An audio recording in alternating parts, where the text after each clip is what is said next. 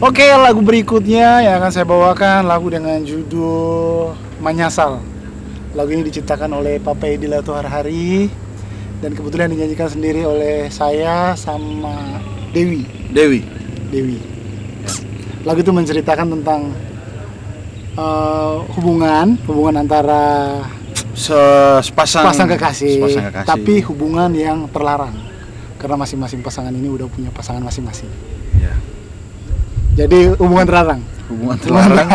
Dari untuk Oke, untuk selanjutnya pencinta Dodi. Ya. Fans Dodi selamat menyaksikan.